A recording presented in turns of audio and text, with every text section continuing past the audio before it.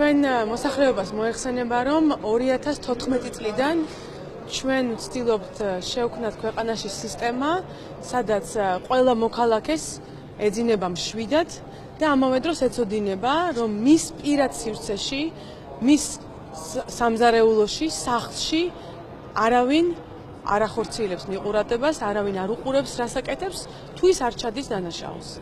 სამწუხაროდ ჩვენ ხელიდან გაუშვით შესაძლებლობა, რომ შევეგვექმნა ასეთი თვისობრივად ახალი სისტემა და ეს რა თქმა უნდა ძალიან სამწუხაროა, ეს არის არაეფექტური ხარჯვა ჩვენი რესურსების, ჩვენი დროის და რა თქმა უნდა გადადებული შესაძლებლობა, რომ საბოლოო ჯამში ის სისტემა შექმნათ, სადაც ჩვენი მოქალაქეების ყველა მოქალაქის პირადი ცხოვრება ხელშეუხებელი და დაცული იქნება. ანუ სტრასბურგში გაგრძელებას აპირებს არასამთავრობო სექტორი, ასევე აცხადებს ოპოზიციაც, რომ შეიძლება რომ რამდენადაც გაგრძელება ქონდეს როგორც საკონსტიტუციაში, ასევე სტრასბურგში.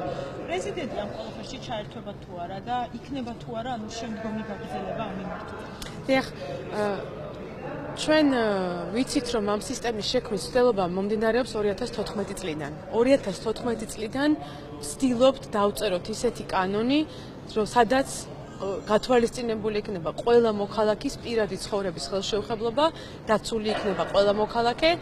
ეს რა თქმა უნდა სამწუხაროა, რომ ეს მუშაობა ამ ეტაპზე არ თავდება და იქიდან გამომდინარე თუ რა შენიშვნებს ვიღებთ ჩვენ საზოგადოებიდან, ჩანს რომ გაგრძელდება სხვადასხვა ასპარეზზე, იქნება ეს ქვეყნის შიგნით თუ სტრასბურგში. კაპიტან ანა, სხვადასხვა შენიშვნები იყო სასესიო დარბაზში, სესიაში პრეზიდენტს მოსთხოვა, რომ გააკავოს ბჭყალებში პრეზიდენტის ადმინისტრაციის თანამშრომლები. თქვენ რა შეფასებას გააკეთებთ ამასთან დაკავშირებით, რატომ ჩანდნენ უმრავლესობის წევრები დაღიზიანებული?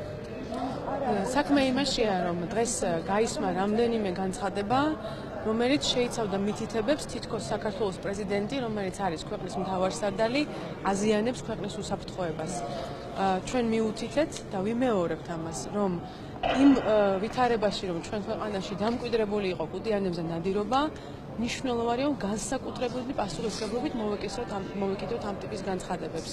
თუ მართლა გგონია, რომ საქართველოს პრეზიდენტი აზიანებს ქვეყნის უსაფრთხოებას, მაშინ ამისთვის უნდა გადავდგათ ნაბიჯები, თუ არა და უნდა შევეშვათ ამ ტიპის განცხადებების გაკეთებას.